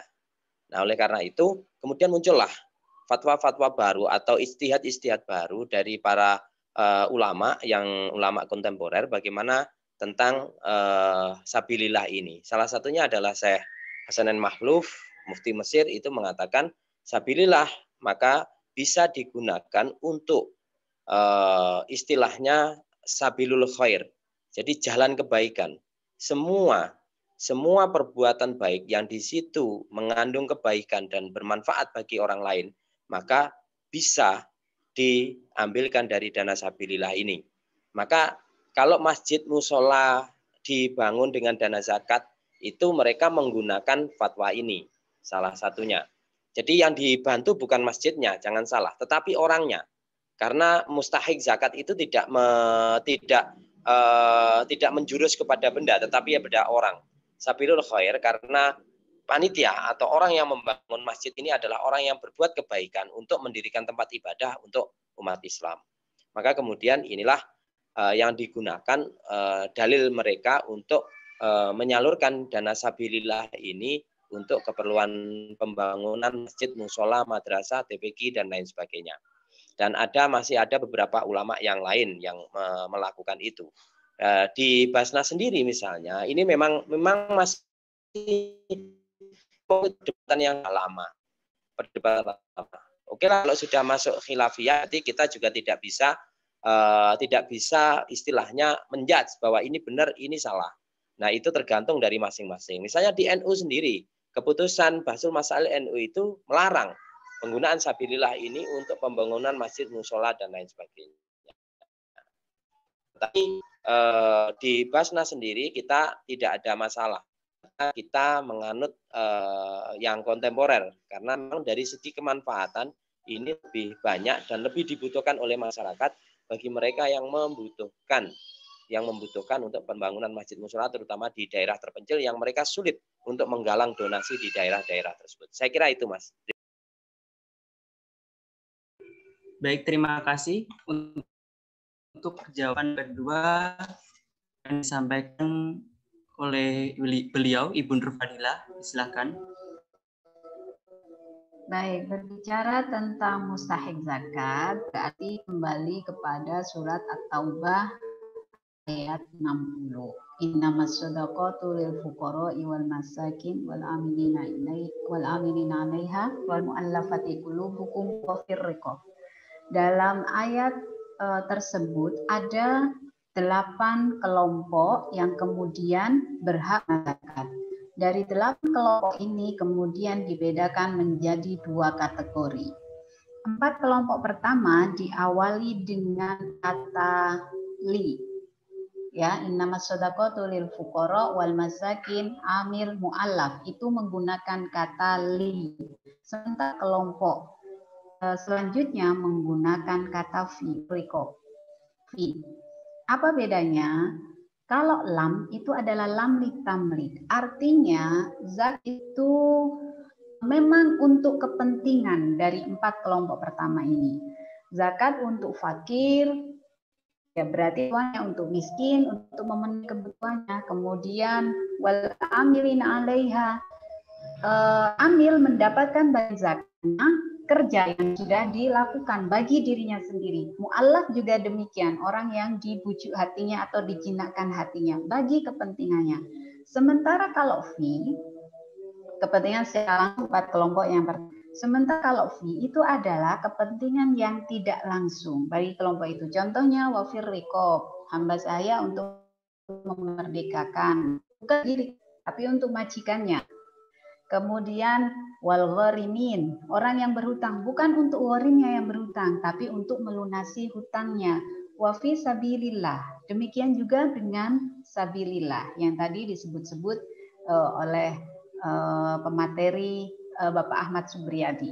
Ya, kemudian juga Ibnu Sabil, bukan untuk Ibnu Sabilnya, tapi untuk membiayai perjalanannya yang terhambat. Jadi menurut saya, jika kemudian masjid itu dianggap tidak termasuk dalam 8 kategori itu, maka perlu ditelusuri kembali. Karena pemaknaan sabilillah itu memang sangat luas saat ini. Ya, kalau dulu betul pada medan perang. Kalau sekarang perjuangan kan juga dalam banyak aspek. Perjuangan untuk advokasi kekerasan terhadap perempuan. Perjuangan untuk advokasi perlindungan anak. Perjuangan untuk advokasi bagi terpenuhinya hak-hak pendidikan, ya. Jadi pemaknaan sabilillah bisa sangat luas dan menurut saya ini adalah salah satu rahasia Al-Quran yang kemudian hanya memberikan nilai dan prinsip-prinsip global, sementara untuk aktualisasinya dibutuhkan kreativitas, kejelian, dan kecermatan dari amil zakat dalam menyalurkan zakat tetap dalam bingkai surat At-Taubah ayat 60 itu. Terima kasih. Terima kasih disampaikan. Masih ada satu pertanyaan ditujukan kepada Bapak Supriyadi. Pertanyaannya adalah, dalam Undang-Undang 23 tahun 2001, kenapa belum ada peraturan tentang sanksi bagi muzaki yang tidak menunaikan kewajibannya dalam membayar zakat? Karena setelah saya membaca sebuah artikel, ternyata pada tahun 2017, potensi zakat di Indonesia adalah 217 triliun. Tapi dana zakat yang terhimpun masih 5 triliun. Kenapa peraturan tentang muzaki tidak lebih ditegaskan agar tercapai potensi zakat tersebut? Ini pertanyaan dari Nur Aprilia ditujukan kepada Bapak Supriyadi. Oke, monggo Pak. Terima kasih Mbak Aprilia, pertanyaan yang menurut saya sangat bagus, sangat jeli. Kalau melihat undang-undang ini orangnya sangat jeli sekali. Di Undang-Undang 23 tidak ada satu pasal pun yang mengatur tentang kewajiban untuk menunaikan zakat. Di situ hanya disebutkan pasal bahwa muzaki menghitung sendiri zakatnya. yang banyak ditata adalah manajemen, amil, pelaporan, pengawasan, dan lain sebagainya. Saya tadi di awal sudah menyampaikan bahwa kita kembali kepada konstitusi negara kita, bahwa negara kita adalah bukan negara yang berlandaskan pada Islam. Pada Islam bahwa semua pelaksanaan syariat umat beragama itu dilaksanakan sesuai dengan kesadaran masing-masing. Negara hanya selaku fasilitator, memfasilitasi. Jadi tidak mungkin kalau kemudian negara itu mewajibkan itu kepada setiap umat Islam untuk melakukan zakat. Misal contohnya di Indonesia orang mau sholat tidak sholat urusan pribadi masing-masing. Tapi berarti kita negara sekuler yang kemudian tidak peduli kepada agama, tidak. Negara sangat mengayomi, kemudian melindungi dan lain sebagainya. Jadi inilah yang kemudian menjadi ruang-ruang sebuah inovasi, kreasi dan ijtihad dan mengerahkan tenaga bagi para pengelola zakat. Bagaimana sosialisasi dan edukasi penting di sini. Jadi kita tidak mewajibkan, tetapi orang bagaimana mau berzakat, mau berinfak dan bersedekah sesuai dengan ajaran agama atau sesuai dengan syariat Islam. Maka salah satunya adalah misalnya kalau kepala daerah itu memberikan contoh atau uswah, teladan kepada para aparatur sipil yang ada di daerahnya masing-masing. Kemudian para ulama, tokoh masyarakat juga berikan teladan. Mereka berzakat, tentu umatnya juga akan mereka juga akan mengikuti itu semua. Maka di sini ini salah satunya adalah konstitusi negara. Salah satunya karena memang kita tidak diatur melalui berlandaskan kepada agama.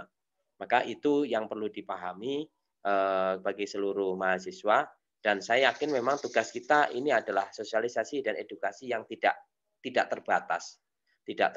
Tadi Bu Nur Fadilah sudah menyampaikan semua lapisan masyarakat perlu untuk dilakukan sosialisasi dan edukasi. Kita juga tidak pernah berhenti.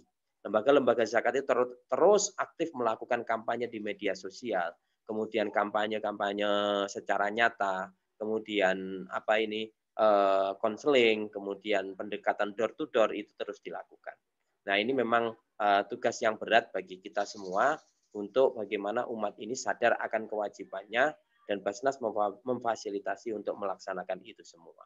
Dan kalau memang hari ini dari 217 triliun masih 5 triliun, ya memang kita perlu memperkuat regulasi-regulasi yang lain. Salah satunya kalau Presiden sudah menurunkan Impres nomor 3 tahun 2014 tentang edaran kepada seluruh pejabat negara, BUMD, BUMN, dan lain sebagainya untuk melakukan zakat. Terus kemudian di daerah perlu adanya sebuah penerbitan perda, perbub, dan lain sebagainya. Itu akan mengatur bagaimana kemudahan-kemudahan masyarakat untuk melaksanakan zakat. Saya kira itu, Mas, yang dapat saya sampaikan. Terima kasih. Baik, terima kasih disampaikan. Boleh menambah, moderator? Nggih, monggo, Bu Nur Fadilah. Baik, berkaitan dengan sanksi bagi muzaki ini. Saya akan mengutip pendapat Hazairin. Ya. Menurut Hazairin, syariat Islam bagi umat muslim yang ada di Indonesia itu dibedakan menjadi 3. Yang pertama adalah syariat Islam yang mengandung hukum keduniaan. Contohnya perkawinan, kemudian zakat berkaitan dengan pengelolaan zakatnya, kemudian ada lagi hukum perdata, hukum pidana, ya. Ini membutuhkan pengaturan secara langsung dari negara. Maka kemudian negara berkepentingan untuk membuat, menerbitkan, menegaskan sebuah aturan tertentu. Yang kedua adalah syariat Islam yang berkaitan dengan hubungan antara hamba dan Tuhannya. Contohnya sholat, puasa, kemudian kewajiban zakat itu tidak membutuhkan aturan dari negara. Karena ini berkaitan dengan hubungan hamba dengan Tuhannya. Kecuali haji misalkan pada aspek bagaimana pengaturan kloternya, pendaftarannya, paspor, dan lain-lainnya. Dibutuhkan campur tangan negara di situ. Kemudian yang ketiga adalah syariat Islam yang berkaitan dengan iman dan akhlak. Sama sekali tidak ada campur tangan negara di situ. Maka kemudian menurut saya negara Indonesia ini memang sudah membuat peraturan-peraturan yang disesuaikan dengan hak konstitusi yang telah diberikan oleh negara, yaitu bahwa setiap warga negara itu memang bebas melaksanakan kepercayaannya masing-masing. Selama itu tidak berkaitan dengan urusan-urusan negara merasa perlu untuk mengaturnya, maka itu dikembalikan kepada kesadaran masing-masing personal sebagai bentuk ketaatannya kepada agama yang telah dianut. Terima kasih. Baik, terima kasih. Mungkin ini ada satu pertanyaan sebagai penutup. Ini ditujukan kepada Bapak Supriyadi tentang persoalan baru-baru ini tentang zakat ilegal di Sulawesi Utara. Sanksi atau hukuman apa yang didapatkan dari sanksi dari zakat liar ini? Itu Bapak. Oke, baik, terima kasih. Menarik sekali memang. Di pasal 38 Undang-Undang 23 tahun 2011 sudah mengatur jelas di situ bahwa barang siapa bertindak selaku amil tanpa mendapatkan izin berwenang, dalam hari ini mereka mengumpulkan kemudian tidak ada izin. Dalam arti izin itu berarti kalau tidak Basnas, kemudian LAS atau UPZ dan lain sebagainya dibentuk oleh lembaga zakat, maka pasalnya adalah kurungan pidana 1 tahun dan dendanya 50 juta rupiah. Nah, tinggal persoalannya di sana ditegakkan atau tidak. Ditegakkan atau kalau itu ada yang melaporkan, kemudian jelas-jelas merugikan masyarakat, maka itu bisa ditindak. Pun siapapun misalnya yang melakukan pengelolaan zakat secara ilegal, ya memang harus ditindak. Karena ini nanti untuk menghindari ataupun penyelewengan, penyalahgunaan, dan lain sebagainya. Ini adalah sebuah bentuk kepastian hukum di negara kita.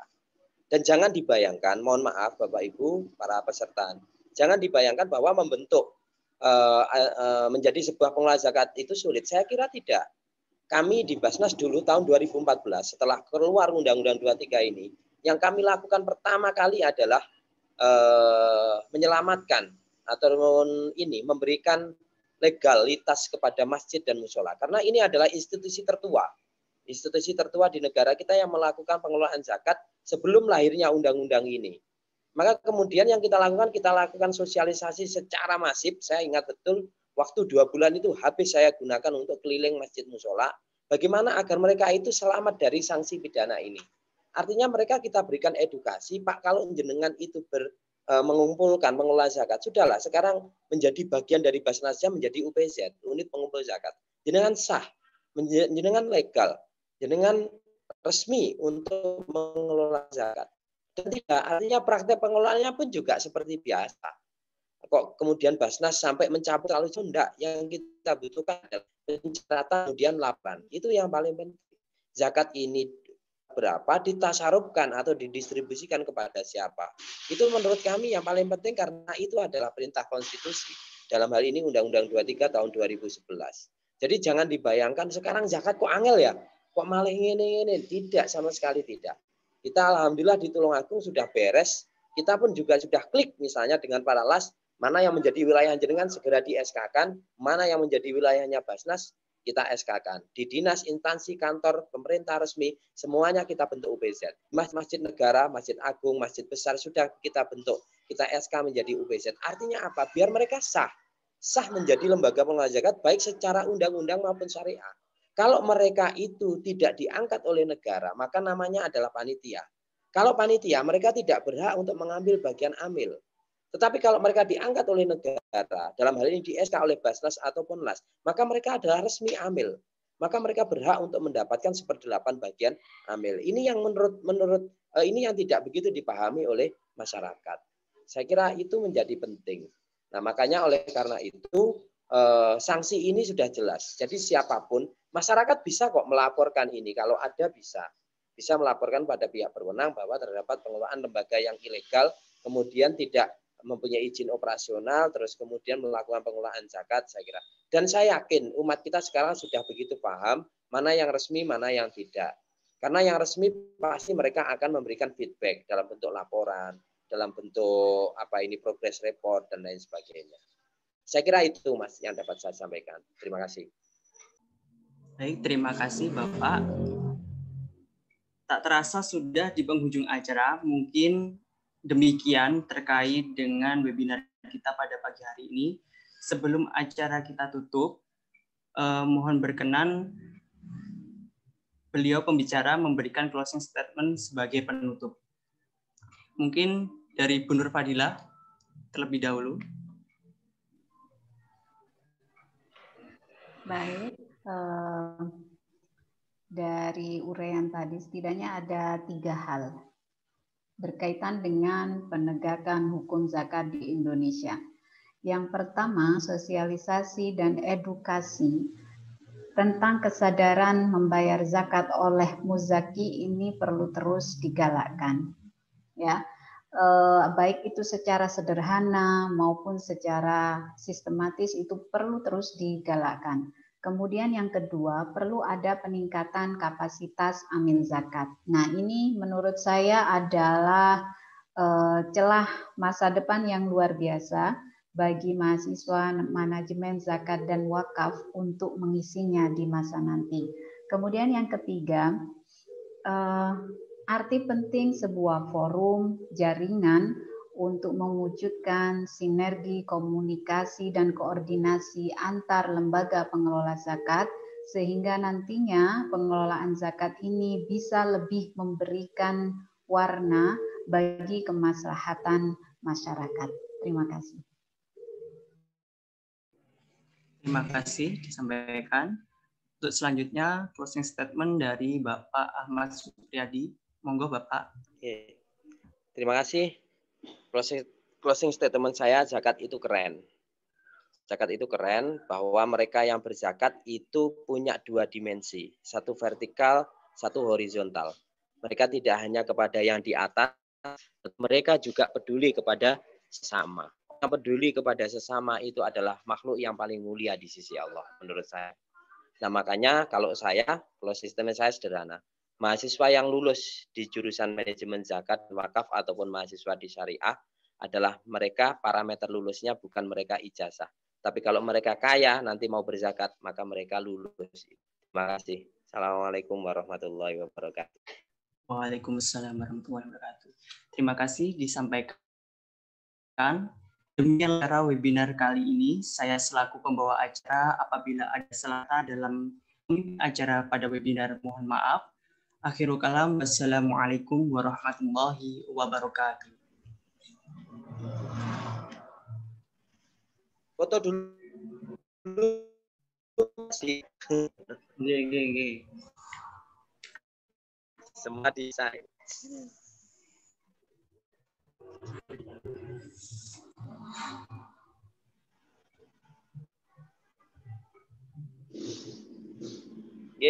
Saya izin jadi nanti teman-teman. Terima kasih. Sama-sama Pak.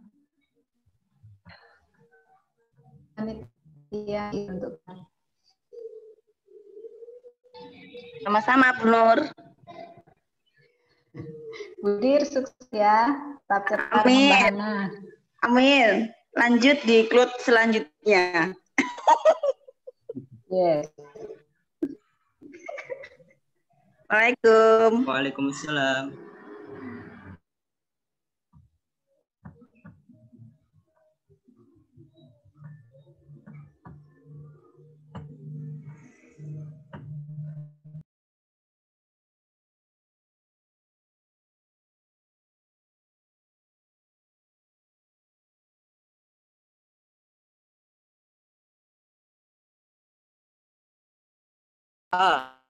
Mas Anwar.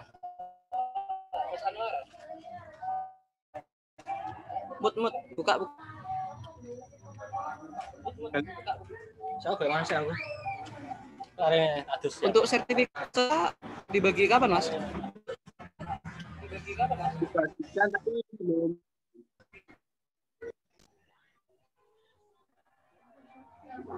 Bentar tak tanyakan dulu ya.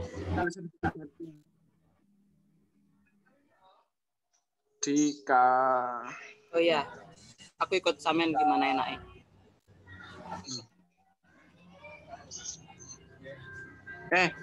Ada absennya enggak hari ini? Ada absennya?